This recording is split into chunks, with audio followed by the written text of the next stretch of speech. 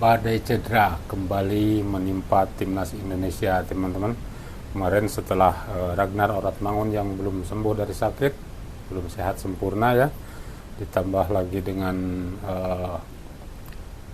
ada Kevin Dick yang kena cedera, terus Mesielges juga kena cedera. Nah, sekarang ada Sandy Walsh yang kena cedera juga ini, teman-teman. Kenapa ini menjelang lanjutan kualifikasi Piala Dunia di round 3 ini untuk melawan Cina, Indonesia banyak sekali pemain-pemain andalan yang cedera ya, padahal Sandy Walsh, Kevin Dick dan Mesielges itu sangat-sangat diandalkan ya, sangat dibutuhkan itu tenaganya. Tapi mereka mengalami cedera, tapi itu juga tidak kita inginkan ya, cuma apalah daya, mereka bermain di tim, harus membela tim. Tapi kalau masalah cedera itu kan di luar keinginan kita ya, di luar keinginan si pemainnya juga. Oke, untuk lebih jelasnya kita lihat videonya, bos. Aduh guys, kabar kurang mengenakan lagi datang bertubi-tubi untuk tim nasional Indonesia. Mau tahu kabar apanya? Jangan lupa yang belum follow gue, follow dulu ya. Tekan tombol yang ada foto guanya di situ. Hilangin dulu tanda plusnya guys. Gua agak lemes nih. Ya, oke. Kalau udah, let's go kita bahas. Badai cedera seolah datang bertubi-tubi untuk tim nasional Indonesia, guys. Setelah sebelumnya, pelatih FC20 mengkonfirmasi bahwa Mesielges kembali alami cedera. Aduh ya, Mesielges ini padahal mau debut loh di GBK. Bukan debut buat timnas Indonesia ya, tapi debut main untuk timnas Indonesia di GBK. Badai cedera kembali hadir untuk timnas Indonesia dari Sandy Walsh, guys. Ini dia ya, aduh. Yokohama F. Marinos melawan Vissel Kobe tadi kalah 1-2 guys. Tapi yang bikin sakit hati kita itu adalah Sandy Walsh. Sandy Walsh guys, cedera guys. Ini dia ya cuplikan cederanya ya. Aduh, ditarik keluar guys ya. Nggak sampai pertandingan selesai guys, Sandy Walsh sudah ditarik keluar. Ini menjadi catatan penting untuk tim kepelatihan ya. Karena bukan cuma Sandy Walsh aja, bukan cuma Mesielges aja. Sebelumnya juga udah ada Kevin Dick yang mengalami cedera ya. Cuman gua berharapnya ya Kevin Dick bisa main guys nanti ya. Terus juga ada Dean James juga masih mengalami cedera. Cuman sekarang mungkin dia bisa main ya, karena waktu kemarin di klubnya di Go Ahead Eagles udah bisa main guys, walaupun nggak full tim. Kita doain aja lah ya, mudah-mudahan dalam waktu sekarang sampai tanggal 5 Juni ini semuanya udah pada siap guys. Kecuali yang akumulasi kartu ya, Martin Paes sama Marcelino itu udah fix, pasti nggak mungkin bisa main lawan Cina guys. Ya, kita doakannya saja ya untuk mereka yang masih cedera, karena ini masih ada waktu ya, walaupun tidak begitu lama ya. Mudah-mudahan cederanya mereka tidak bukan cedera serius ya, sehingga mereka bisa bermain nanti di tanggal 5 itu. Pelatih Malaysia ini sangat pusing ya guys. Terlanjur jadi pelatih, Peter Klopowski tak tahu timnas Malaysia banyak masalah. Dilansir Super Bowl ID, pelatih timnas Malaysia ini mengungkapkan kondisi sepak bola negeri jiran. Pelatih Malaysia ini tidak menyangka ya guys, di balik penunjukannya sebagai pelatih ternyata banyak masalah di belakang sepak bola Malaysia. Di kondisi yang carut marut ini malah legenda timnas mereka yang menyerang juga. Dia makin gerah ya guys. Gaduh tak karuan, pelatih timnas Malaysia dihujani kritik, situasi makin panas.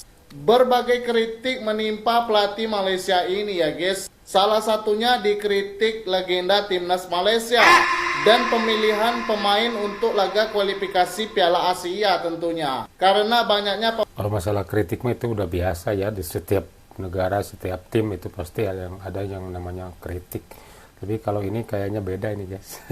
Beda ini sih, Bung Malaysia ini kayaknya ada masalah di internalnya kayaknya. Madam Pang sindir keras Erick Thohir. Ngapain lawan Malaysia? Kalian udah pernah lawan Argentina, kenapa harus turun kasta? Indonesia dinilai buang-buang waktu saja. Bagaimana pendapat kalian tentang ini? Betul ya, kenapa harus pusing-pusing ngeladenin mereka? Ini Thailand jauh lebih bagus menurut saya. Kalau misalnya Malaysia tidak mau untuk uji tanding, ya lawan Thailand aja. Thailand lebih berkelas daripada Malaysia. Thailand sudah pernah masuk round 3 ya. Nah, sementara Malaysia belum pernah kemana-mana. Cuma dapat Piala AFF aja tahun 2010 yang masih dibangga-banggakan mereka itu. ini.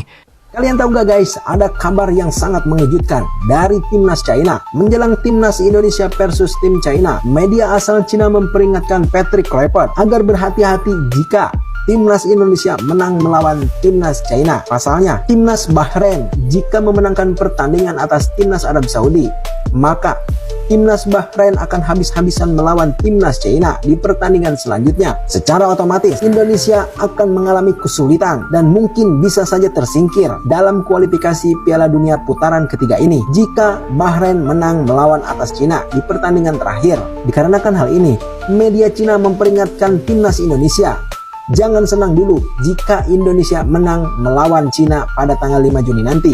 Pasalnya, di pertandingan selanjutnya, kemungkinan timnas Cina akan membantu Bahrain jika Bahrain memenangi pertandingan melawan Arab Saudi, guys. Nah, menurut kalian bagaimana guys tentang informasi dari media Cina ini? Tulis di kolom. Si Cina itu hanya menakut-nakutin Indonesia aja ya. Mau ngomong aja mau minta menang gitu lawan Indonesia. Nanti kalau misalnya Bahrain menang lawan Saudi, apakah mungkin Cina akan memberikan kemenangan kepada Bahrain?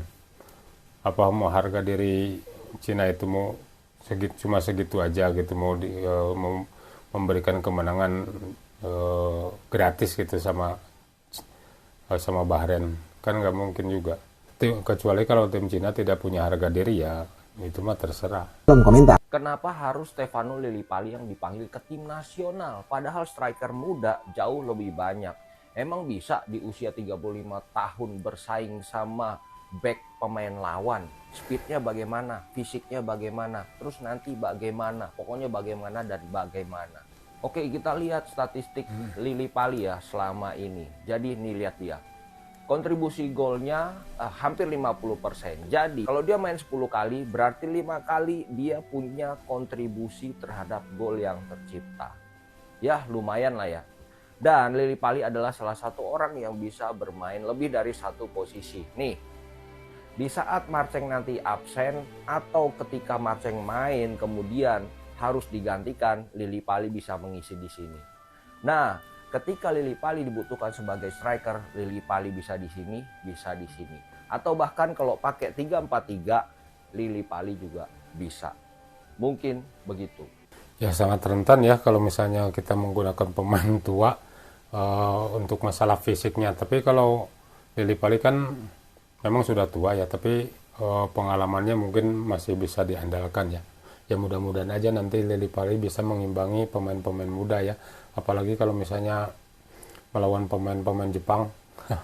Saya nggak tahu tuh apakah Lillipali nanti akan dipasangkan atau tidak kalau melawan Jepang. Kalau melawan Cina rasanya masih bisa ya, kemungkinan ya. Tapi kalau misalnya lawan Jepang, saya tidak bisa menjamin ya apa Lillipali bisa maksimal atau tidak. Soalnya kalau usia itu sangat menentukan ya performa di lapangan. Kalau usianya sudah lanjut, otomatis dia akan lebih lambat ya kan dalam pergerakan. Tapi ya mudah-mudahan Lillipali tidak begitu. Mudah-mudahan Lillipali bermain bagus ya. Oke teman-teman, itu saja video dari saya. Terima kasih sudah menonton. Jangan lupa di like, komen, dan subscribe. Assalamualaikum warahmatullahi wabarakatuh.